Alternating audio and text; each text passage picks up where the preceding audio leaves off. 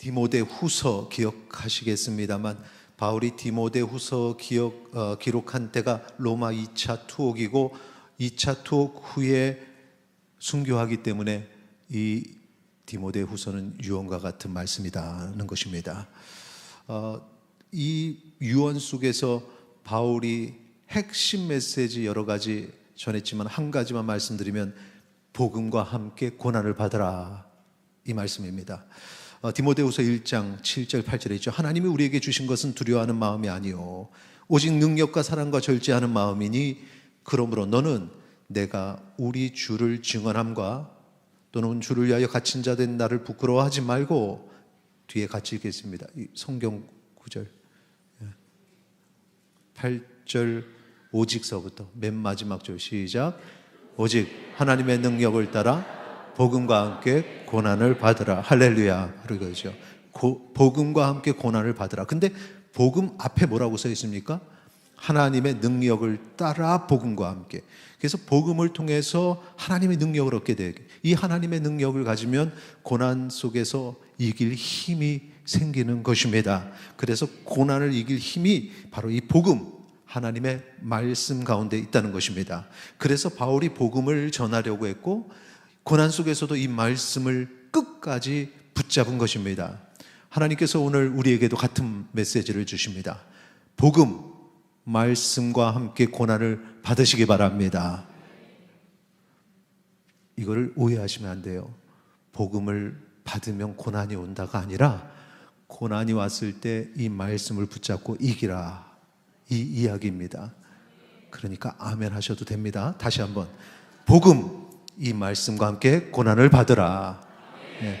이 말씀이 무엇입니까? 디모데후서 3장 15절, 또 어려서부터 성경을 알았나니 성경은 능히 너로 하여금 그리스도 예수 안에 있는 믿음으로 말미암아 구원에 이르는 지혜가 있게 하느니라. 자, 이 성경 15절 잘 보시면은 중요한 세 가지 핵심 단어가 있습니다.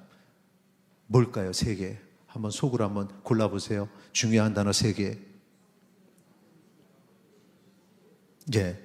그 다음 성경, 믿음, 지혜입니다. 이 세 가지. 성경, 믿음, 지혜. 그런데 믿음과 지혜 앞에 설명이 붙어 있죠. 다음, 지금 밑줄을 걷는데 잘 안 보이네요. 믿음 앞에는 그리스도 예수 안에 있는 믿음이에요. 지혜는 구원에 이르는 지혜입니다. 믿음, 뭐 사람 간에도 나 너 믿어, 어떤 신뢰의 관계에 말할 수 있는데 그게 아니라 그리스도 예수 안에 있는 믿음이요, 지혜도 세상의 지혜가 아니라 구원에 이르는 하나님이 주시는 지혜입니다. 우리가 성경 읽고 배우면서 예수 그리스도 안에 있는 믿음을 얻게 되는데 그 과정 속에서는 예수님을 아는 지혜를 먼저 얻게 되는 거죠. 그래서 그 지혜가 바로 예수 그리스도를 알게 하고 예수 그리스도를 알게 될 뿐만 아니라 그 다음에 믿게 되고 그 믿음으로 말미암아 구원에 이르는 거죠.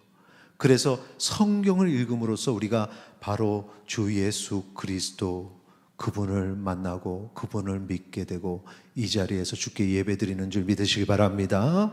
하나님의 말씀의 능력입니다. 이것이 하나님의 말씀입니다.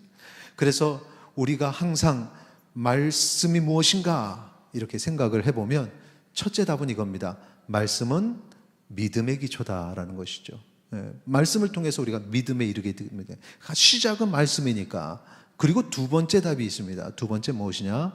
같이 있습니다. 둘째, 말씀은 우리가 구원에 이르는 지혜를 얻게 하는 신령한 도구이다. 아멘. 자, 앞에서 말씀이 믿음에 가는 그 과정 속에 그 중간에 지혜를 얻게 한다. 이게 이제 두 번째에 대한 얘기죠. 자, 다시 한번 우리가 살펴보면 세 가지 단어, 디모데후서 3장 15절에 잇따르죠. 성경, 믿음, 지혜죠.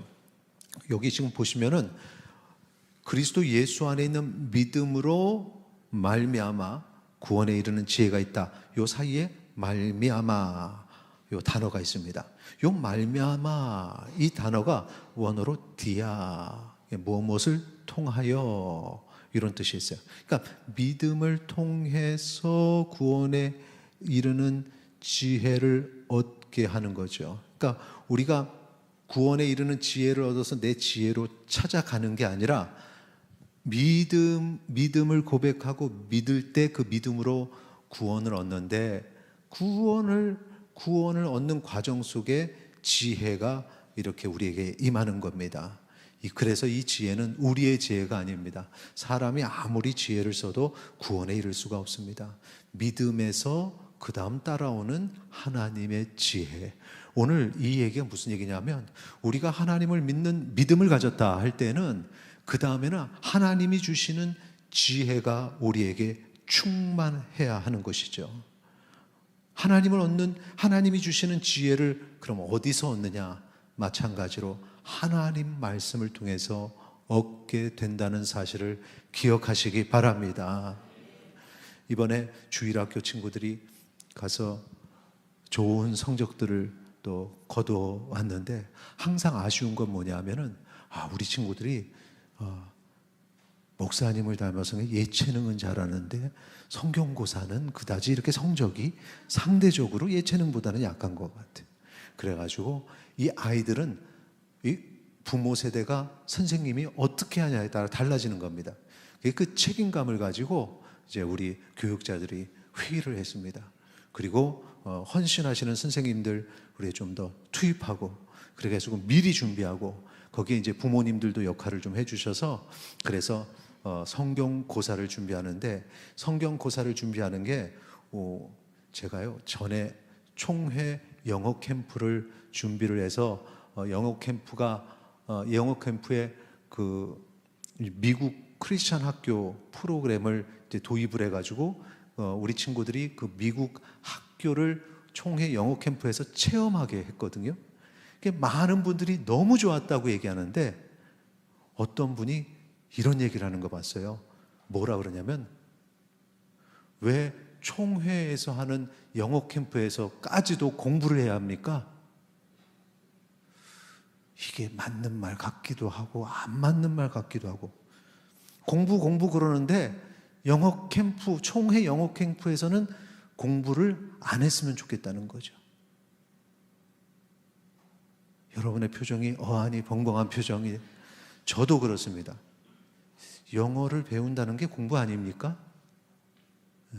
그리고 영어를 어떻게 신앙적으로 이들이 배워서 좀 더 리더가 되고 지도자가 될 수 있을까 생각하면서 했던 게, 수학 매스메릭 클래스도 영어로 했어요. 이게 여러분, 어떤 부모님, 그 얘기를 했던 부모님 뭐라 그러면, 그리고 또 한 가지, 왜 수학을 영어로 배웁니까? 그랬다는 거예요. 근데 잘 모르시니까 그러는 거죠. 아이들이 영어를 배울 때 수학을 영어로 배우면 영어가 쉽습니다. 왠지 아세요? 이게 사실 베드로 헌신 예배에 할 소리는 아니지만 죄송합니다. 이게 베드로 전도회 헌신 예배에 나올 얘기는 아니지만, 우리 아이들이 수학을, 특히 한국 아이들이 수학을 잘합니다. 수학 딱 보면 알아요. 그 잘하는 거에 영어가 붙으니까 아이들이 추측을 더 많이 하는 겁니다. 이 말이 이런 거구나. 이런 거는, 아이들이 자신감을 갖는 겁니다. 그 어려운 영어 문장을 쫙 써놓고선 주면 머리 아파요. 근데 그런 식으로 음악을 영어로 한다든가 수학을 영어로 한다든가 뭐 이런 식으로 하면은 아이들이 훨씬 더 잘하는 거죠. 그런데 어디 가나 그런 어떤 선한 뜻이 있고 그걸 이해하는 사람들이 있는 반면에, 그냥 무조건 왜 총회에서 공부를 합니까? 왜 영어를 배우는데 수학을 합니까? 수학을 영어로 합니까? 뭐 이런 질문들을,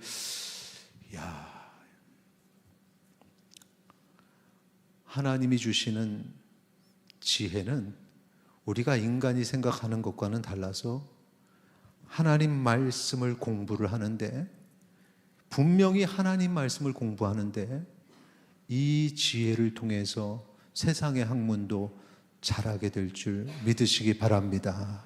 무슨 얘기냐면, 성경고사를 왜 그렇게 공부합니까가 아니라 성경고사를 준비하면서 하나님의 말씀을 배우는 거죠.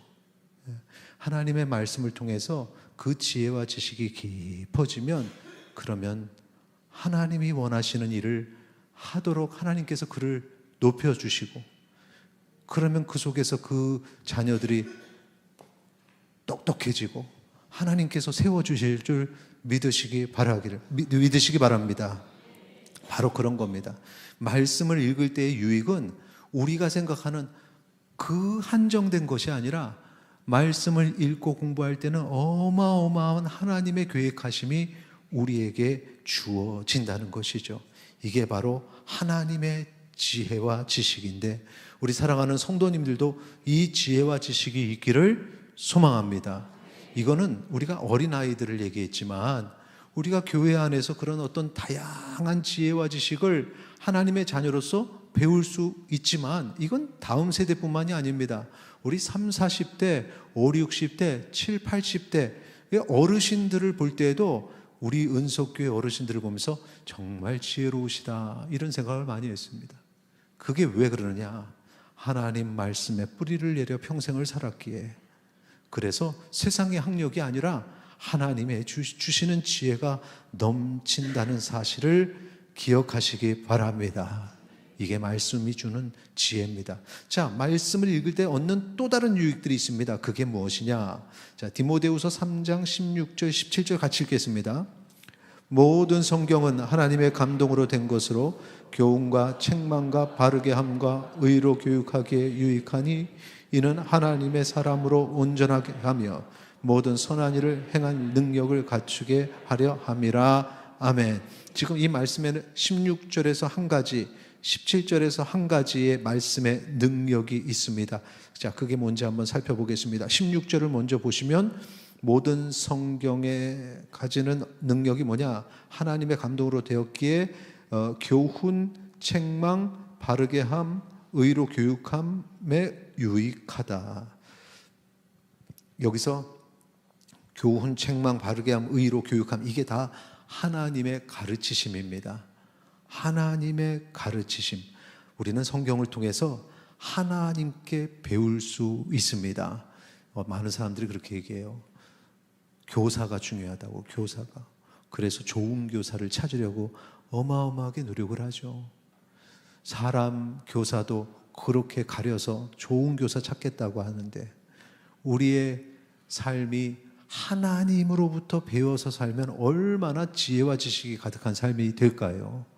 우리의 삶이 한 번 한 번 결정할 때마다 하나님이 주시는 지혜로 결정한다면 우리의 인생이 아마 지금보다 훨씬 더 풍성한 축복의 삶이 되었을 겁니다. 중요한 건 무엇이냐? 하나님께 배우자, 이것입니다.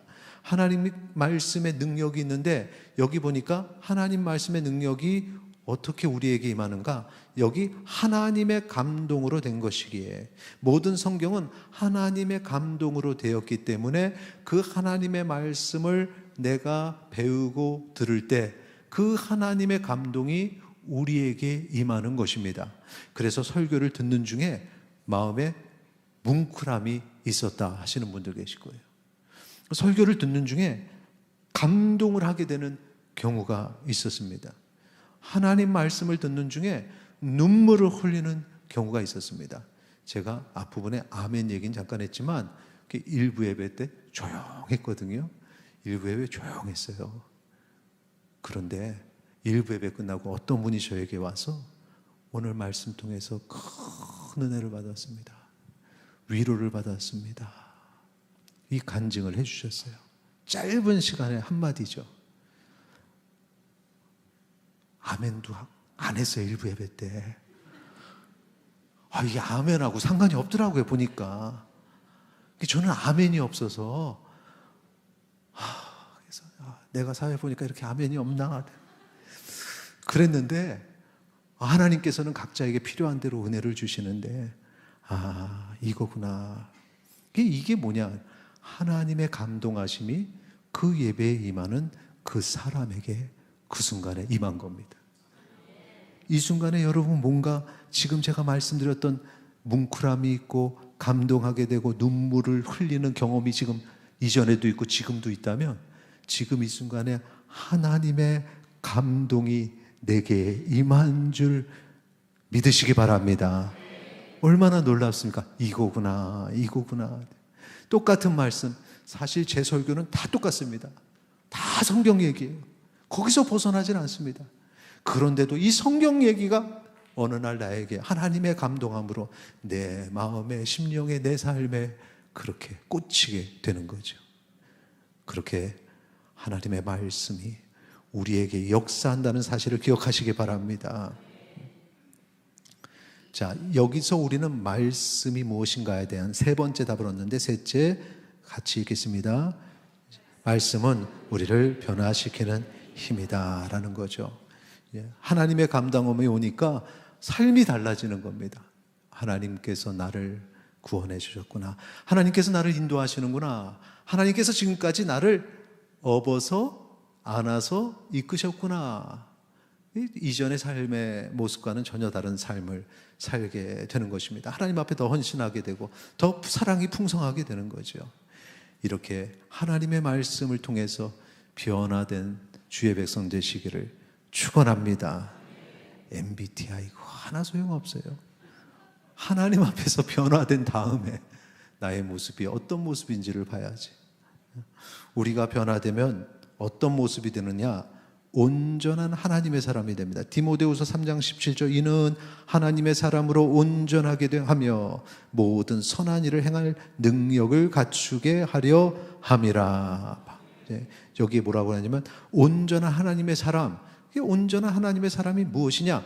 모든 선한 일을 행할 능력을 갖춘 사람이다 라는 거죠. 여기서 말하는 선한 일은 하나님이 원하시는 일입니다. 반대의 일들이 있겠죠? 악한 일이라고 할 수 있는데 그거는 육신의 소욕이 원하는 일, 내가 원하는 일이 아니라 내 안에 있는 이 악한 육신의 소욕이 원하는 일이 있고 하나님이 원하시는 일이 있다는 것입니다. 하나님의 말씀을 배운 사람은, 그래서 하나님의 말씀으로 성령의 감동함, 하나님의 감동하심을 입은 사람은 변화가 일어나는데 이 육신의 소욕을 누르고 처음부터 싹 없애지는 못합니다. 한 가지씩 조금씩 이렇게 누르게 되죠. 그 다음에 완전한 하나님의 일꾼으로, 온전한 하나님의 사람으로 변화될 줄 믿으시기 바랍니다. 여러분은 그 변화의 과정 중에 있습니다. 여러분은 얼마나 변화되셨습니까? 여러분이 육신의 소욕을 얼마만큼 누르고 지금 얼마만큼 하나님의 온전한 자녀로서 서셨습니까? 여러분 스스로 한번 생각해 보세요. 내가 나를 평가하지 못하죠. 그렇죠? 그래서 준비했습니다. 여러분 주보에 보시면은 이번 구역 예배 그 성경 공부에 제가 디모데후서 3장 2절에서 5절을 요 그대로 이렇게 옮겨서 육신의 소욕 자가 점검 테스트 요 표를 만들었습니다. 이 저작권은 저에게 있습니다. 제가 만든 거니까. 자, 해당되는 것에 체크를 할 건데 지금 이거 하면은 시간이 가니까 나중에 해보세요. 눈으로만 하시면 1번에서부터 18번까지 쭉 있습니다. 이게 나에게는 나를 사랑하는 모습, 이게 나를 사랑하는 게 나쁜 건 아닌데 나만 아끼는 모습이 있다. 그럼 체크 딱 하고 돈을 사랑하면 안 되죠. 돈을 사용해야죠. 사랑하면 안 되는데 돈을 사랑하는 모습이 있다. 체크하고 이런 식으로 체크를 쭉 해가지고 그 개수가 있잖아요. 그러면 이제 내가 18개 다 체크했네. 체크수 확인이 또 있습니다. 18개는 100%, 육신의 소욕이 나에게는 아직까지 100%가 있다. 8개 체크했다. 표를 딱 보면 몇 프로죠? 44.44%. 이렇게 다 내가 육신의 소욕에 얼마만큼 지배받는지를 수치로 정확하게 할 수 있는, 여러분을 분해하는 구역 예배 때 꼭 하셔야 됩니다. 구역 예배 여러 가지 이유로 혹시 못 참석하면 개인적으로 꼭 하세요. 그래가지고 밑에 적으세요. 내 안에 육신의 소욕이 66.67% 드러나고 있다. 내가 더 나를 죽여야 되는구나. 자, 명강사 쪽집게의 강의 여러분 꼭 들어서 이대로 하시고 디모데후서 3장 16절, 17절 같이 읽도록 하겠습니다. 모든 성경은 하나님의 감동으로 된 것으로 교훈과 책망과 바르게 함과 의로 교육하기에 유익하니 이는 하나님의 사람으로 온전하게 하며 모든 선한 일을 행할 능력을 갖추게 하려 합니다. 아멘. 이것이 이제 수치로 보여지는 겁니다. 그래서 뒀다가 점검을 계속 하세요. 그래서 자꾸 내가 이거 줄어드는가, 그러면서 내가 하나님의 사람으로 온전하게 되는 것이고 모든 선한 일을 행할 능력을 점점 갖추게 되는 거죠. 자, 여기서 말씀이 무엇인가요? 마지막 네 번째 답 얻을 수 있습니다. 넷째 같이 있습니다. 말씀은 우리로 선한 일을 하게 만드는 원동력이다. 아멘. 우리 힘으로는 선한 일을 할 수 없습니다. 하나님의 말씀을 읽어야 됩니다. 하나님의 말씀을 묵상해야 됩니다. 말씀을 정리하겠습니다. 우리 찬양을 준비해 주시고요. 자, 말씀은 무엇입니까? 네 가지로 정리가 됐습니다. 하나하나 읽겠습니다. 첫째, 말씀은 믿음의 기초이다. 둘째, 말씀은 우리가 구원에 이르는 지혜를 얻게 하는 신령한 도구이다. 셋째, 말씀은 우리를 변화시키는 힘이다. 넷째, 말씀은 우리로 선한 일을 하게 만드는 원동력이다. 아멘. 그리스도인으로 온전한 그리스도인을 살고 원하신다면 말씀을 읽으시기 바랍니다. 말씀을 배우시기 바랍니다. 그리고 말씀대로 행하시기 바랍니다. 그렇게 우리의 육신의 소욕을 누르고 온전한 그리스도인으로 주님 앞에 서기를 축원합니다. 이런 헌신이 특별히 오늘 헌신 예배드리는 우리 베드로 전도회 회원들에게 있기를 축원합니다. 우리 같이 찬양하겠습니다.